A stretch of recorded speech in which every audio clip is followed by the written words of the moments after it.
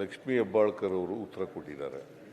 ಆಗಸ್ಟ್ವರೆಗೆ ಗೃಹಲಕ್ಷ್ಮಿ ಹಣನ ಸಂದಾಯ ಮಾಡಿದ್ದೀವಿ ಅಂತ ಹೇಳಿದ್ದಾರೆ. ಅವರು ಮಾನ್ಯ ಸದಸ್ಯರು ಹೇಳ್ತಾರೆ ಫೆಬ್ರವರಿ ಕೊಡಲಿಲ್ಲ ಅಂತ. ಫೆಬ್ರವರಿ ಮತ್ತು ಮಾರ್ಚ್ನಲ್ಲಿ ಬಂದಿಲ್ಲ ಅಂತ ಹೇಳ್ತಾರೆ. ಅವರು ಮಂತ್ರಿಗಳಿದಾರ, ಲಕ್ಷ್ಮೀ ಹೆಬ್ಬಾಳ್ಕರ್ ಇಲ್ಲ ಅಂತ ಅನಿಸುತ್ತೆ. ನನಗೆ ಅರ್ಥ ಆಯಿತು ಅವ್ರಿಗೆ ಹೇಳಿದ್ದು.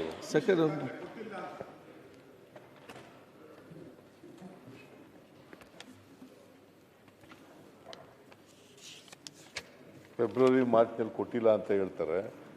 ಕೊಡದೆ ಹೋದರೆ ಕೂಡಲೇ ಕೊಡಿಸೋಣ, ಒಂದು ವೇಳೆ ಕೊಡದೆ ಹೋದರೆ ಕೂಡಲೇ ಕೊಡಿಸೋಣ. ಅವ್ರು ಹೇಳಿರ್ತಕ್ಕಂಥದ್ದು ಮಾರ್ಚ್ ಏಪ್ರಿಲ್ನಲ್ಲಿ ಅವ್ರ ಗಮನಕ್ಕೆ ತಂದಿರ್ತಾರೆ. ನನ್ನ ಪ್ರಕಾರ ಆಗಸ್ಟ್ವರೆಗೆ ರಿಲೀಸ್ ಮಾಡಿದ್ದೀವಿ ನಾವು ದುಡ್ಡನ್ನು. ಆಗಸ್ಟ್ವರೆಗೂ ಕೂಡ ರಿಲೀಸ್ ಮಾಡಿದ್ದೀವಿ. ಯಾವಾಗಲೂ 2 ತಿಂಗಳು ವ್ಯತ್ಯಾಸ ಇರ್ತದೆ. ಆದರೆ ಆಗಸ್ಟ್ನಲ್ಲಿ ರಿಲೀಸ್ ಮಾಡಿದ್ದೀವಿ ನಾವು. ಸೆಪ್ಟೆಂಬರು ಅಕ್ಟೋಬರು ಅದು ಕೂಡ ಕೊಡ್ತಕ್ಕಂಥ ಕೆಲಸವನ್ನು ಮಾಡ್ತೀವಿ. ಸೊ ಇದು ನೀವು ಬಂದಿಲ್ಲ ಅಂತ ಹೇಳಿದ್ರೆ ಕೂಡಲೇ ಕೊಡಿಸ್ತಕ್ಕಂಥ ಕೆಲಸ ಮಾಡೋಣ. ಓಕೆ, ನೀವು ಕೊಡಲ್ಲ ಅನ್ನುವಂಥ ವಾದ ಅಲ್ಲ. ಸರ್ಕಾರ ಕೊಡಲೇಬೇಕು.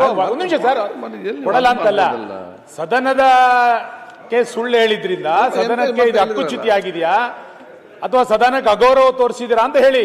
ಯಾಕೆಂದ್ರೆ ನಾವು ಪದೇ ಹೇಳಿದ್ವಿ, ನೀವು ಆಗಸ್ಟ್ ತನಕ ಕೊಟ್ಟಿರೋದು ಹೌದು, ಆದ್ರೆ ಫೆಬ್ರವರಿ ಮತ್ತು ಮಾರ್ಚ್ ಕೊಟ್ಟಿಲ್ಲ ಅನ್ನೋದನ್ನ ಅವರು ಸ್ಪಷ್ಟ ಹೇಳ್ತಾ ಇದ್ದಾರೆ ಅಂತ ಅಂದಾಗ್ಲೂ ಕೂಡ ಅದನ್ನ ಅವ್ರಿಲ್ಲ ನಾವು ಕೊಟ್ಟಿದೀವಿ ಅಂತ ಹೇಳಿದ್ರು.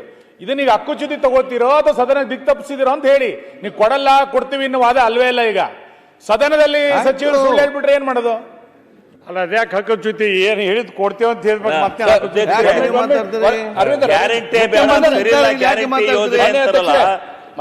ಇಷ್ಟೊಂದು ಚಿಂತನೆ ಒಂದು 2 ತಿಂಗಳು ಹೆಚ್ಚು ಕಮ್ಮಿ ಕೊಡ್ತಾರೆ ಅಧ್ಯಕ್ಷರೇ. ಗ್ಯಾರಂಟಿ ಯೋಜನೆ ವಿರೋಧ ಮಾಡ್ತಾನೆ ಅವರು. ಓ ಶಿವಲಿಂಗಣ್ಣ, ನೀವು ವಿರೋಧ ಮಾಡ್ತೀರಿ.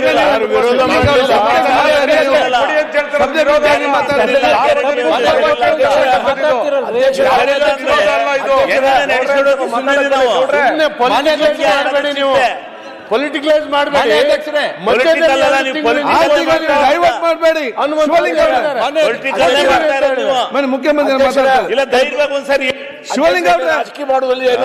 ಸ್ಪಷ್ಟವಾಗಿ ಹೇಳ್ತಾ ಇದ್ದೀನಿ. ಫೆಬ್ರವರಿ ಮಾರ್ಚ್ನಲ್ಲಿ ಬಂದಿಲ್ಲ ಅಂತ ಹೇಳ್ತಾರೆ. ಈ ವರ್ಷದ ಫೆಬ್ರವರಿ ಮಾರ್ಚ್ನಲ್ಲಿ ಬಂದಿಲ್ಲ ಅಂತ ಹೇಳ್ತಾರೆ.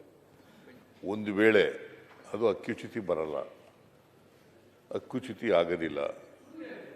ನಾವು ಒಂದು ವೇಳೆ ಕೊಡದೇ ಇದ್ದರೆ, ಒಂದು ವೇಳೆ ಸೆಪ್ಟೆಂಬರ್ವರೆಗೂ ಕೊಟ್ಟಿದ್ದೀವಿ ನಾವು, ಒಂದು ವೇಳೆ ಬರದೇ ಇದ್ದರೆ ಕೂಡಲೇ ಕೊಡೋ ರೀತಿಯಿಂದ ಅದನ್ನು ಚೆಕಪ್ ಮಾಡಬೇಕಾಗುತ್ತೆ. ಅದನ್ನು ಸರ್, ಅದ್ರ ಬಗ್ಗೆ ನಮ್ಮ ಡಿಸ್ಪ್ಯೂಟ್ ಇಲ್ಲ.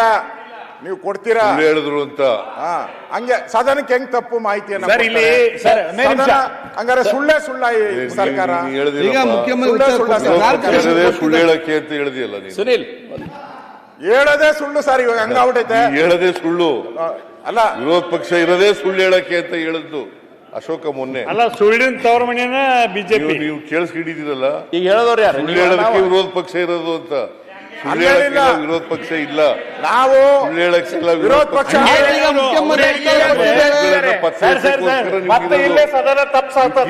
ಈಗ ನೀವು ಮುಖ್ಯಮಂತ್ರಿ ಉತ್ತರ ಕೊಟ್ಟಿದ್ದಾರೆ, ಉತ್ತರ ಕೊಟ್ಟಿದ್ದಾರೆ. ಸುಳ್ಳು ಅಂತ ಮುಖ್ಯಮಂತ್ರಿ ಉತ್ತರ ಚರ್ಚೆ ಆಗಿದ್ದಾರೆ. ಮಾತುಗಳೆಲ್ಲ ಸುಳ್ಳು. ನಾವು ಸುಳ್ಳು ಹೇಳಲ್ಲ. ಹೆಚ್ಚು ಕಡಿಮೆ ಆಗಿದ್ರೆ ಅದನ್ನ ಸರಿಪಡಿಸ್ತಕ್ಕಂಥ ಕೆಲಸ ಮಾಡ್ತೀವಿ. ಈಗ ಹೇಳಿದಾರಲ್ಲ ಸದನದಲ್ಲಿ ಮಂತ್ರಿಗಳು ನಾನು ಸುಳ್ಳಲ್ಲ, ಅಸತ್ಯ ಅಂತ ಹೇಳೋ ವಿರೋಧ ಪಕ್ಷದಲ್ಲಿ ಇದ್ದಾಗ ಎಲ್ಲರೂ ಸುಳ್ಳೆ ಅಂತ ಅವ್ರನ್ನೂ ಸೇರ್ಸಿ ಹೇಳಿದ್ದು, ನಮ್ಮನ್ನೆಲ್ಲ. ಯಾರ್ಯಾರು ಇದಾರು ವಿರೋಧ ಪಕ್ಷ ಅವಾಗೆಲ್ಲ ಸುಳ್ಳು ಹೇಳೋದು. ನಾನು 2 ಸಾರಿ ವಿರೋಧ ಪಕ್ಷದ ನಾಯಕನಾಗಿದ್ದೆ, ಯಾವತ್ತೂ ಸುಳ್ಳು ಹೇಳಿಲ್ಲ.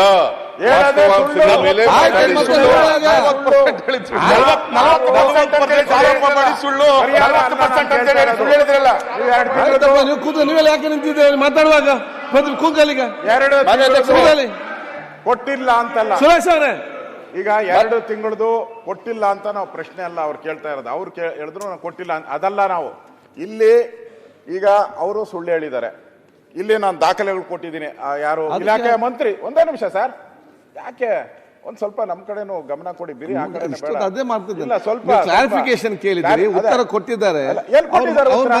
ಮಂತ್ರಿಗಳು ಮಾತಾಡ್ತಾ ಹೇಳಿದ್ರಲ್ಲ, ಕೊಟ್ಟವ್ರ ಈಗ ಅಧಿಕಾರಿ ಕೊಟ್ಟಿದ್ದಾರೆ ನಮ್ಗೆ, ಅಧಿಕಾರಿನಾದ್ರೂ ಸಸ್ಪೆಂಡ್ ಮಾಡಿ, ಇಲ್ಲ ಮಂತ್ರಿ ಮೇಲೆ ಆದ್ರೂ ಕ್ರಮ ಆಗ್ಲಿ, ಅಷ್ಟೇ ನಾವು ಕೇಳ್ತಾ ಇರೋದು. ನೀವು ಮಂತ್ರಿಗಳು ನೋಟ್ ಕಳಿಸಿದ್ದಾರೆ, ಅಲ್ಲಿ ಫೈನಾನ್ಸ್ ಬಿಡುಗಡೆ ಮಾಡಿಲ್ಲ ಅಂತ ಕಾಣುತ್ತೆ. ಸ್ವಲ್ಪ ಇದು ಮಾಡಿಲ್ಲ ಏನು ಅವರೇ ನಾನು ಆದೇಶ ಮಾಡಿದ್ದೀನಿ ಹೇಳಿದ್ರು, ಮಂತ್ರಿಗಳು ನಾನು ಆದೇಶ ಮಾಡಿದ್ದೀನಿ ಹೇಳಿದ್ರು. 1 ಲಕ್ಷ ನೀವು ಮೋಹನ್ ರೆಡ್ಡಿ ಅವರೇ, ಅಧ್ಯಕ್ಷೆ ನಿಮಿಷ ಅಧ್ಯಕ್ಷೆ, ನಂದು ಕಳಕಳಿ ಏನಂತ ಕೇಳಿದ್ರೆ, ಶಿವಲಿಂಗೇಗೌಡ್ರೆ ಒಂದ್ ನಿಮಿಷ, ಶಿವಲಿಂಗೇಗೌಡ್ರೆ ಸರ್, ಮಾನ್ಯ ಅಧ್ಯಕ್ಷೆ, ನೀವು ಸಭಾಪೀಠದಿಂದ ನಮ್ಮ ರಕ್ಷಣೆಗೆ ಬರಬೇಕು, ಸದಸ್ಯರ ರಕ್ಷಣೆಗೆ. ನಾವು ಈ ಸದನವನ್ನ ಅತ್ಯಂತ ಗಂಭೀರವಾಗಿ ತೆಗೆದುಕೊಂಡಿದ್ದೀವಿ.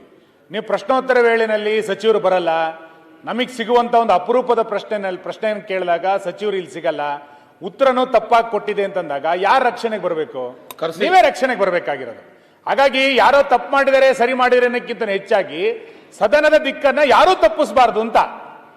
ಇದು ಮಾನ್ಯ ಮುಖ್ಯಮಂತ್ರಿಗಳು ಕೊಡಲ್ಲ, ಬಿಡುಗಡೆ ಮಾಡಲಿಲ್ಲ ಅಂತ ನಾನು ಹೇಳ್ತಾ ಇರೋದಲ್ಲ. ನೀವು ಸದನದ ಇರೋದು ಒಂದು ಕ್ವಶನ್, ಅವರಿಗೆ ಮತ್ತೆ ಕ್ವಶನ್ ಬರುತ್ತಾ? ಹಿಂಗಾಗಿ ನೀವು ಸಚಿವರುಗಳು ಇರೋಂಥ ಟೈಮ್ ಟೇಬಲ್ ಸಚಿವರುಗಳು ಬರಲ್ಲ, ಹಾಜರಾತಿ ಇಲ್ಲ, ಇಲ್ಲಿ ಉತ್ತರ ಕೊಟ್ಟಿದ್ದನ್ನ ಉತ್ತರ ಕೊಡಲ್ಲ, ಉತ್ತರ ಕೊಡಿ ತಪ್ಪು ಕೊಡ್ತಾರೆ, ಇದು ಸರಿಯಲ್ಲ. ಅದಕ್ಕೆ ಆ ಪೀಠದಿಂದ ಒಂದು ಎಚ್ಚರಿಕೆ ಕೊಡಿ. ಆಯ್ತು, ಈಗ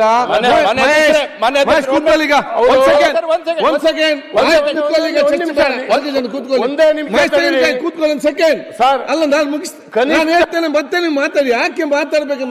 ಹಿರಿಯ ಸಚಿವರಿದ್ದೀರಿ, ತಾವು ಹಿರಿಯ ಶಾಸಕರಿದ್ದೀರಿ. ಅವರೇ ಆಯ್ತು, ಕೂತ್ಕೊಳ್ಳಿ. ನೀವು ಹೇಳಿದ್ರೆ ಅವರು ಈ ರೀತಿ ನಡ್ಸಕ್ಕಾಗುತ್ತಾ? ಆಯ್ತು, ನೀವು ಮೂರ್ ಜನ ಮೂರು ರೀತಿಯಲ್ಲಿ ಮಾತಾಡ್ತೀವಿ. ಆಯ್ತು, ಒಂದ್ ನಿಮಿಷ. ಗವರ್ನೆನ್ಸ್ ತಮ್ಮ ಕೆಲಸ ಅಲ್ಲ, ಆಯ್ತು ಮಹೇಶ್, ಒಂದು ನಿಮಿಷ ಮಾತಾಡ್ತೀನಿ. ಮಹೇಶ್ ಒಂದು ನಿಮಿಷ, ಆಯ್ತು, ಒಂದ್ ಸೆಕೆಂಡ್.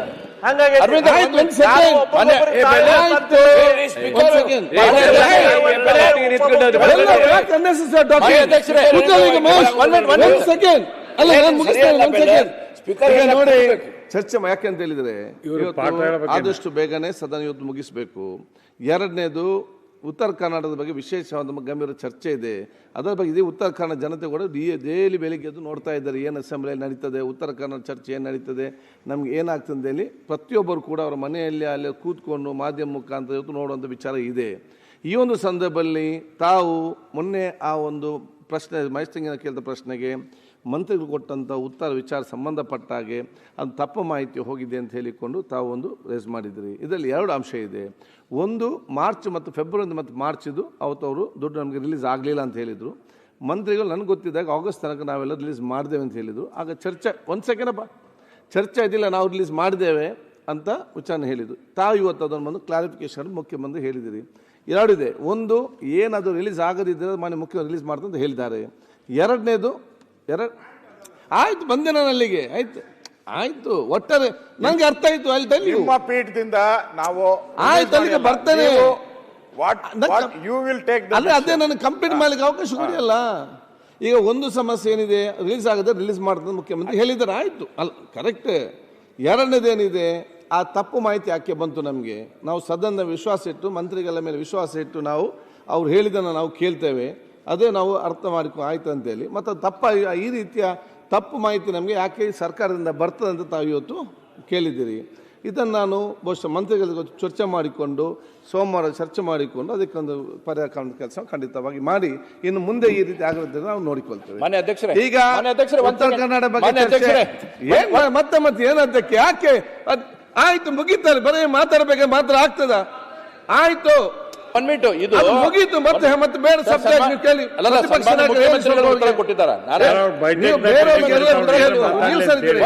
ಇದು 5,000 ಮುಗೀತಲ್ಲಿ 2 ತಿಂಗಳಿಗೆ ಮಾತಾಡಬೇಡಿ, ಹೇಳಿ ಮುಗಿದಾಗಿದೆ. 5,000 ಕೋಟಿ ಈಗ ಮುಖ್ಯಮಂತ್ರಿಗಳು ಹೇಳಿದ್ದಾರೆ. ಆಯ್ತು ಮಹೇಶ್, ಈಗ ಸೋಮವಾರ ಕ್ಲಾರಿಫಿಕೇಶನ್ ಕೊಡ್ತೀರಿ. ಉತ್ತರಾಖಂಡ ಬಗ್ಗೆ ಬಹಳ ಜನ ಮಾತಾಡ್ಲಿಕ್ಕಿದ್ದಾರೆ. ನೀವು ಬೇರೆಯವ್ರಿಗೆ ಹೇಳೋ ಮುಂಚೆ ನೀವು ಕೂಡ ಸರಿ ಇರ್ಬೇಕಲ್ಲ. ಸ್ಪೀಕರ್ ಅವರು ಬಹಳ ಸ್ಪಷ್ಟವಾಗಿ ಹೇಳಿದ್ದಾರೆ, ನೀವು ತಪ್ಪು ಹೇಳಿದಿರೋ ಅವ್ರು ತಪ್ಪು ಹೇಳಿದಾರೋ ಅಂತ ಗೊತ್ತಾಗಬೇಕು ಅಂತ. ಇನ್ನೊಂದು ಸಾರಿ ಈ ಥರ ಆಗದೇ ರೀತಿಯಲ್ಲಿ ನೋಡ್ಕೊಳ್ತಕ್ಕಂಥ ಕೆಲಸ ಮಾಡ್ತೀವಿ ಅಂತ ಹೇಳಿದ್ದಾರೆ. ಸೋಮವಾರ ಅವ್ರ ಕೈಲಿ ಉತ್ತರ ಕೊಡಿಸ್ತೀವಿ ಅಂತ ಹೇಳಿದ್ದಾರೆ, ಕ್ಲಾರಿಫಿಕೇಶನ್ ಕೊಡಿಸ್ತೀವಿ ಅಂತ ಹೇಳಿದ್ದಾರೆ. ಮತ್ತೆ ಚರ್ಚೆ ಯಾಕೆ ಮಾಡೋದು? ಓಕೆ, ಈಗ ಉತ್ತರ ಕನ್ನಡ ಬಗ್ಗೆ ಚರ್ಚೆ 2-3 ಜನ ಮಾತಾಡಿದ್ದಾರೆ. ಒಂದು ಮಾತು ಸುರೇಶ್ ಅವ್ರು ಮಾತ್ರ ಮುಂಚೆ ನಮ್ಮ ಅವ್ರಿಗೇನ ಡೆಲ್ಲಿಯ ತೀರು ಹೋಗಿದ್ದು ಹೋಗ್ತಾರಂತೆ ಯಾರು ನಮ್ಮ ಹಿರಿಯರು BR ಪಾಟೀಲ್ ಅವರು ಒಂದು ಮತ್ತೆ ಕೊಡ್ತಾರೆ. BR ಪಾಟೀಲ್ ಮಾತಾಡಿ, ನೆಕ್ಸ್ಟ್ ಸುರೇಶ್ ಅವರು ಮತ್ತೆ SK ಪಾಟೀಲ್ ಅಭಿಪ್ರಾಯ. ಸನ್ಮಾನ್ಯ ಅಧ್ಯಕ್ಷ, ಎಲ್ಲರಿಗೂ ಅವಕಾಶ ಸಿಗ್ತದೆ. ಎಲ್ಲರಿಗೂ ಸೀಟ್ ಬಿಟ್ಟು ಹೋಗಬೇಡಿ. ಯಾವಾಗ ಚಾನ್ಸ್ ಬರ್ತದೆ ಗೊತ್ತಾಗೋದಿಲ್ಲ.